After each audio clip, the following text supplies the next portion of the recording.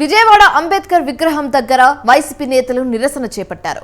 కాంస్య విగ్రహం ఆవిష్కరణ శిలాఫలకంపై ఉన్న మాజీ ముఖ్యమంత్రి వైఎస్ జగన్మోహన్ రెడ్డి పేరును గుర్తు తెలియని వ్యక్తులు తొలగించడంతో నల్ల బ్యాడ్జ్ను ధరించి మాజీ మంత్రి మెరుగ నాగార్జున, మాజీ ఎమ్మెల్యే మల్లాది విష్ణు, అలాగే ఎమ్మెల్సీ అప్పిరెడ్డి, దేవినేని అవినాష్ నిరసన తెలిపారు.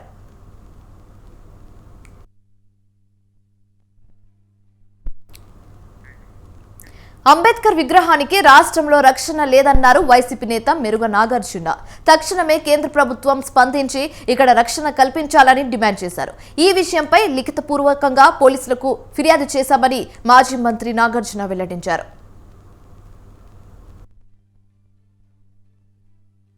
తీసుకొచ్చి నిర్వహణలో ఎక్కడా ఇబ్బంది జరగకూడదని, ఆర్థికంగా ఆయన స్వయం సమృద్ధి చెందాలని, పేదవారికి సక్రమైన పద్ధతిలో వైద్యం అందించాలని ఒక గొప్ప ఆలోచనతో జగన్మోహన్ రెడ్డి గారు ఒక రూట్ మ్యాప్ తయారు చేస్తే దానిని వక్రీకరించారు. ఎంత దారుణం అంటే దాని మీద విషం ఎక్కారు, విషం రాతలు రాశారు. బహిరంగంగా లోకేష్ గారు, పవన్ కళ్యాణ్ గారు అయితే తప్పిది, మేము అధికారంలోకి వస్తే ఈ జీవోలన్నీ క్యాన్సిల్ చేస్తాం, పేద ప్రజలకు అన్యాయం జరుగుతూ ఉందని చెప్పేసి మాట్లాడిన విషయాలు. టీడీపీ ప్రభుత్వం మహిళలపై దాడులు, అరాచకాలు చేస్తున్నారని వైసీపీ నేత నందిగం సురేష్ ఆరోపించారు. బడాయి హామీలు ఇచ్చి నోటికొచ్చినట్లుగా మాట్లాడారని అన్నారు.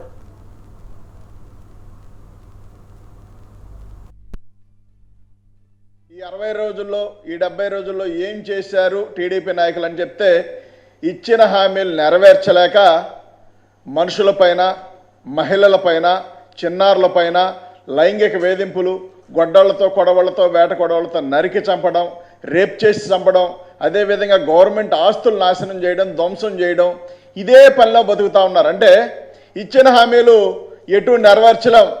అంటే వీళ్ళందరికీ ఒక పక్కన లోకేష్ ఏం చెప్తా ఉన్నాడంటే, ఇవన్నీ కూడా ఒక కమిటీ వేసుకొని చేస్తామన్నాడు. హామీ ఇచ్చేటప్పుడు కమిటీ వేసుకొని ఉంటే బాగుండేది.